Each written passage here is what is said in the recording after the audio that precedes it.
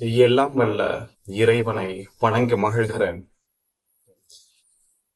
ஒரே குட்டையில் ஊறிய மட்டைகளாக இந்த சமுதாயத்தில் மக்கள் இருக்கும் பொழுது, அதில் இருந்து ஒரே ஒரு மனிதன் மட்டும் ஏதோ ஒரு விஷயத்தில் தனிப்பட்டு போய்விட்டால், இந்த மற்ற மட்டைகள், அந்த குட்டையில் இருக்கிற மற்ற மட்டைகளுடைய செயல்பாடு என்ன மாதிரி இருக்கும் அப்படின்னா, எந்த விஷயத்தில் அவன் தனிப்பட்டு போய் நிற்கிறானோ அந்த விஷயத்தில் அவனை ரொம்ப டெஸ்ட் பண்ணி பார்த்து எப்படியாவது அவனை மறுபடியும் கீழே இறக்கிறனும். இந்த குணாதிசயம் மற்ற மட்டைகளுக்கு, நான் இது இந்த விஷயம் என்றெல்லாம் சொல்லவில்லை, இந்த இந்த குணாதிசயம் சமுதாயத்தில் இருக்கிற அனைவருக்கும் உண்டு. அது என்ன விஷயமாக வேணாலும் இருக்கட்டும், என்ன விஷயமாக வேணுமானாலும் இருக்கட்டும், இந்த ஒரு டெம்ப்ளேட், இந்த ஒரு குணாதிசயம் சமுதாயத்தில் இருக்கிற பெருவாரியான மக்களுக்கு உண்டு, அனைவருக்கும் உண்டு என்றே சொல்லலாம். காரணம் என்னவென்றால், இந்த பெருவாரியான மக்கள் ஒரே மாதிரி இருக்கும் பொழுது ஒரே ஒரு மனிதன் மட்டும் தனிப்பட்டு போய் விட்டான் என்றால் ஒரு மாதிரியான இன்செக்யூரிட்டி, ஒரு பயம் வந்து விடுகிறது. அது என்ன விஷயமாக இருந்தாலும், ஒருத்தன் நல்லவனாக இருக்கிறான், ரொம்ப நல்லவனாக இருக்கிறான், அனைவருக்கும் அந்த கேரக்டர் கிடையாது, அப்படி ஒரு கேரக்டர் அவன்கிட்ட இருக்குது அப்படின்னு சொன்னா டெஸ்ட் பண்றதுக்கு ட்ரை பண்ணுவாங்க, அளவுக்கு அதிகமான டெஸ்ட் பண்ணுவாங்க. ஒவ்வொரு நிமிஷத்திலையும் அவன் அவன் அவன் செய்கிற செயல்பாடுகளில் ஒரு சின்ன மிஸ்டேக் கிடைச்சதுன்னா போதும், அவ்வளவுதான். அப்படியே வந்து அவனை பிடிச்சு இழுத்து கிழிச்சு மறுபடியும் இறக்குவதற்கான முனைப்பில் அந்த இது இருக்கும். நல்லவன், அதாவது எந்த விஷயமாக இருந்தாலும், ஒருத்தர் ரொம்ப கெட்டவனாக இருந்தாலும் அது ஒரு பயம் இருக்கும். எல்லாரும் பெருவாரியா நார்மலா இருக்கும்போது இவன் மட்டும் கெட்டவனா இருந்தா அது நமக்கு ரொம்ப இன்செக்யூரிட்டியா இருக்கே அப்படின்னு.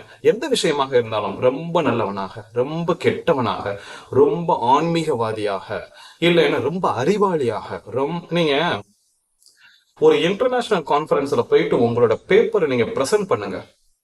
ப்ரெசென்ட் பண்ணி முடிச்சதுக்கு அப்புறம் கேள்வி கேட்கறாங்க தெரியுமா, கொஸ்டின் அண்ட் ஆன்சர் செஷன் ஒன்று வரும், அந்த கேள்வி கேட்கறாங்க தெரியுமா. நான் பல இன்டர்நேஷனல் கான்ஃபரன்ஸ்ல ப்ரெசென்ட் பண்ணி முடிச்சதுக்கு அப்புறம் அந்த கேள்வி கேட்கும் நபர்களை வச்சே ஒரு சின்ன ஆராய்ச்சி கூட பண்ணலாம். அந்த மாதிரியான ஒரு மனநிலைக்கு நான் வந்திருக்கேன். அந்த கேள்வி கேட்கிறார்கள் தெரியுமா, அவர்கள் அனைவரும் அதுல அட்லீஸ்ட் ஒரு 80%, அனைவரும் கூட நான் சொல்லக்கூடாது, அதுல ஒரு 80% பேர் பதிலை தெரிந்து வைத்துக் கொண்டே கேள்வி கேட்பார்கள். அது என்ன மாதிரியான மனநிலை? சப்பித்தவரி இவன் வந்துட்டு இருக்கு, தவறான பதில் சொல்லிவிட்டால் பிடிச்சவனை நசுக்கிடலாம் என்கிற மனநிலையில் கேட்கிற கேள்விகள் தான் அது. டவுட் கேட்கிறவங்க இருக்கிறாங்க, அது மிச்சம் இருக்கிற சதவீதத்துல வரும். ஆனா பெருவாரியான மக்கள் பதிலை தெரிந்து வைத்துக் கொண்டு கேள்வி கேட்பார்கள். இன்டர்நேஷனல் கான்ஃபரன்ஸ்ல கூட அறிவாளிகள் அமர்ந்திருக்கும் தளத்தில் ஒருவன் அவர்களை விட மிக அறிவாளியான ஒரு பிரசன்டேஷன் பண்ணிட்டான் அப்படின்னு சொன்னா அது வந்து மற்றவர்களுக்கு உறுத்தலாகத்தான் இருக்கும். நான் இந்த குட்டையில் ஊறிய மட்டை என்று சொன்னவுடன் உடனே அது வந்து கீழ்த்தளத்துல இருக்கிற மக்களோ சேரி மக்களை பத்தி பேசுறேனோ அந்த மாதிரியான நினைச்சுக்க வேண்டாம். எந்த ஸ்டேட்டஸ்ல இருக்கிற மனிதனாக இருந்தாலும், மனிதனுக்கு அது எந்த விஷயத்திலேயாக இருந்தாலும், அதுதான் சொல்லிட்டேன், அது நல்லவனாகவோ கெட்டவனாகவோ, அறிவு சம்பந்தப்பட்டதோ ஆன்மீகம் சம்பந்தப்பட்டதோ, எந்த டைரக்ஷன்ல இருந்தாலும் இந்த இயல்பு மனிதர்களுக்கு உண்டு. அதற்கான காரணத்தையும் சொல்லியாச்சு. பெருவாரியான மக்கள் ஒரே மாதிரி இருக்கும் பொழுது அதுல ஒருத்தன் மட்டும் வேற மாதிரி இருந்தா ஒரு இன்செக்யூரிட்டி, ஒரு பயம், இவன் மட்டும் இப்படி தனியா இருக்கிறானே, இதனால இந்த பெருவாரிக்கு வந்துட்டு ஏதாவது பிரச்சனை வந்துருமோ அப்படிங்கிற ஒரு பயம். நான் இப்போ இந்த இந்த தனிப்பட்டு நிற்கிறான்ல, அவனை கொஞ்சம் வச்சுட்டு தள்ளி வச்சுட்டு இந்த குட்டையில் ஊறிய மட்டைகளிடம் ஒரு சில வார்த்தைகளை பேச வேண்டும் என்று ஆசைப்படுகிறேன். பெருமக்களே, பயப்படாதீர்கள். ஒரு விஷயத்தை நான் இங்கு உங்களுடைய ஞான வெளிச்சத்திற்கு கொண்டு வர வேண்டும் என்று ஆசைப்படுகிறேன். இந்த உலகத்தில் எதுவுமே 100% என்று கிடையவே கிடையாது. உங்களுடைய பயத்தின் காரணமாகத்தான் இந்த டெஸ்ட் அப்படிங்கிற அந்த ஒரு செயல்பாடு இருக்கிறது.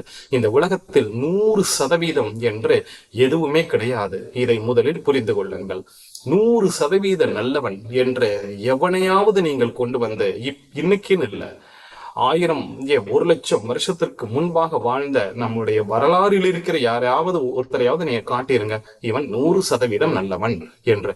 சரி, வரலாறில் பிறந்த மனிதனை வேண்டாம், கற்பனை கதாபாத்திரத்தில் நம்முடைய காவியங்களில் ஏதாவது ஒரு கற்பனை கதாபாத்திரத்தையாவது காட்டிவிடுங்கள், ஒரு 100% நல்லவன்.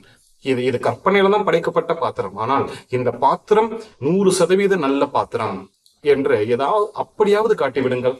முடியவே முடியாது. எந்த ஒரு விஷயமுமே 100% என்று இருக்கவே முடியாது. 100% கெட்டவன் என்று இருக்க முடியாது. 100% அறிவாளி ஐன்ஸ்டீன்ங்க ஒரு ரிசர்ச்சே சொல்லுது, அதிகமாக மூளையை இந்த மனித சமுதாயத்திலேயே அதிகமாக மூளையை உபயோகப்படுத்திய ஐன்ஸ்டீன் அவர் ஒருத்தர் தான் அவ்வளவு யூஸ் பண்ணியிருக்கிறாருன்னு. அவரே ஒரு கொஞ்சமா தான் வந்துட்டு மூளை யூஸ் பண்ணியிருக்கிறாராம். ஏதோ ஒரு 3%மோ 4%மோ தான் மூளை யூஸ் பண்ணியிருக்கிறாராம். அவ்வளவு 100% அறிவாளி என்றெல்லாம் கிடையாது. ஆன்மீகத்தில் 100% ஆன்மீகவாதியாக இருக்க முடியுமா அப்படின்னா இருக்க முடியாது. நான் இன்னும் ஒன்று வெளிப்படையாவே சொல்றேங்க. ஏன்னா நீங்க யூடியூப்ல பல லட்சம் பேர் பார்க்கிற ஒரு தளத்திலேயே பதிவிடுகிறேன், இதோ பேசிக்கொண்டிருக்கிறேன். ஒன்னு அப்பட்டமா வெளிப்படையாகவே நான் சொல்கிறேன், தைரியமாகவே சொல்கிறேன். துறவரம் என்று ஆன்மீகத்தில் ஒன்று இருக்கிறது. அது முற்றும் துறந்த துறவரம், முற்றும் துறந்த துறவி என்று ஒரு சிலரை சொல்லிக் கொள்வார்கள். அப்படியெல்லாம் ஒன்றும் கிடையவே கிடையாது.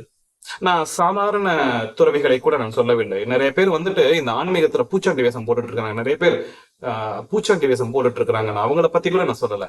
ஆன்மீகத்தில் மிகப்பெரிய மகான்களை நான் சொல்கிறேன்.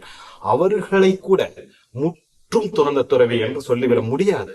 இன்னும் மறுபடியும் நான் வெளிப்படையாகவே நான் சொல்கிறேன். விஸ்வாமித்திரரை எடுத்துக்கொள்ளுங்கள். அவர் பெரிய மகான், மிகப்பெரிய மகான். அவரை பத்தி கேட்டா ஒரு ரிஷியிலிருந்து ரிஷியிலிருந்து மகரிஷியாகி, மகரிஷியிலிருந்து ராஜரிஷியாகி, ராஜரிஷியிலிருந்து பிரம்ம ரிஷி பட்டம் பெற்ற மனிதர். எனக்கு விஸ்வாமித்திர தவிர வேற யாருமே தெரியாதுங்க.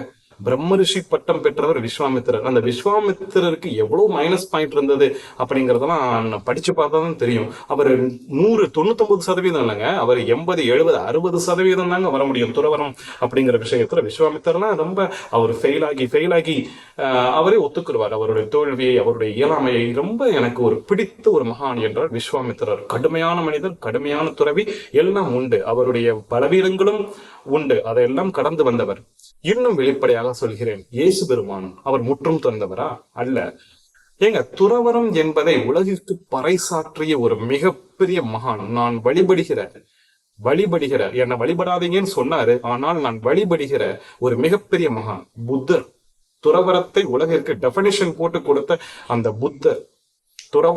துறவரத்துல இவ்வளவு இறுக்கமான விஷயங்கள் அதெல்லாம் கிடையாது. இப்படி இருக்கும் என்ற துறவரத்தை இறுக்கி தன்னுடைய சீடர்கள், தன்னை வழி பற்றி வருபவர்களை அனைத்தையும் அனைவரிடமும் துறவரத்தை ரொம்ப இறுக்கமாக போதித்த ஒரு மனிதர் புத்தர். அவரு கூட 100% துறந்தவரா? தன்னுடைய ராஜ்யத்தை, தன் மனைவியை, பிள்ளைகளை எல்லாம் விட்டு வந்தார். ஆனால் அவருடைய வாழ்க்கையை படித்து பாருங்கள். 80 வயதில் அவர் இறந்தார். அவர் புத்தரை பற்றி பின்பு பேச வேண்டும் என்று என்னுடைய லிஸ்டில் ஒரு இடத்துல இருக்குது. இருந்தாலும் இந்த இடத்தில் வருவதனால் அப்படியே நான் சொல்கிறேன். அவர் 80 வயது வரை வாழ்ந்தார். ஊராக சென்று போதித்தார். தன்னுடைய போதனைகள் முடிந்த அளவிற்கு அனைத்து மக்களிடம் போய் சேர வேண்டும் என்று ஆசைப்பட்டார். புத்தர் எல்லாம் 100% துறந்தவர் அல்ல. துறவரத்தை உலகிற்கு பறைசாற்றி அவ்வளவு பெரிய மனிதரே 100% துறந்தவர் என்று சொல்லிவிட முடியாது. எனவே முற்றும் துறந்த துறவரம் என்று இந்த உலகத்தில் எதுவுமே கிடையாது. இதை பற்றி பின்பு பேசலாம். எனவே பெருமக்களே, நான் உங்களிடம் சொல்ல வருவது இதுதான். இது துறவரம் என்றல்ல, நல்லவர் கெட்டவர் என்றல்ல, எந்த ஒரு விஷயமுமே இந்த உலகத்தில் 100% என்று கிடையவே கிடையாது. என்னை நீங்கள் ஒருவேளை சோதிப்பதாக இருந்தாலும் எனக்கு நிறைய விஷயங்களும் தெரியாதுங்க. எனக்கு நிறைய விஷயம் தெரியாது. எனக்கு தெரிஞ்ச விஷயங்கள் எல்லாம் என் கண்முன் மிகவும் பிரமிப்பாக நிற்கின்றன. அவை அனைத்தும் மிகவும் அழகாக இருக்கின்றன. அந்த விஷயங்கள் எல்லாம் எனக்குள்ள போய் என்னென்னமோ வேலை பார்க்குது. அந்த வேலையெல்லாம் எனக்கு ரொம்ப மகிழ்ச்சியா இருக்குது. இது ஒரு பரமானந்தமாக இருக்கிறது. அதையெல்லாம் உங்ககிட்ட சொல்லணும்னு ஏதோ ஒரு உந்துதல், அவ்வளவுதான். இது உள்ளிருந்து வருகிற உந்துதல். அந்த உந்துதலின் வெளிப்பாடுதான் இந்த பதிவுகளை தவிர எனக்கு வேற எதுவும் தெரியாது. என்னெல்லாம் நீங்க டெஸ்ட் பண்ணீங்கன்னா ஒரே டெஸ்ட்லயே நான் தோத்து போயிடுவேன். அதனால நான் சொல்ல வர்ற பாயிண்ட் இதுதான். நான் அடுத்து பதிவிட போகிற பல பதிவுகளில் நீங்க இந்த மாதிரி கேள்விகள் கேட்பதற்கான வாய்ப்புகள் நிறைய இருக்கின்றன. ஒவ்வொரு கேள்விக்கும் என்னால பதில் சொல்லிட்டு இருக்க முடியாது என்பதனால் ஒரு பதிவிலேயே தனியா போட்டுடலாம். 100% என்று பெருமக்களில் எதுவும் கிடையாது என்பதை இந்த பதிவிலேயே சொல்லிவிடலாம். அடுத்து வரப்போகிற பதிவுகளில் நீங்கள் கேள்வி கேட்பதற்கான வாய்ப்புகள் உண்டு. எனவே பெருமக்கள், 100% என்று இந்த உலகத்தில் எதுவும் கிடையாது. நன்றி.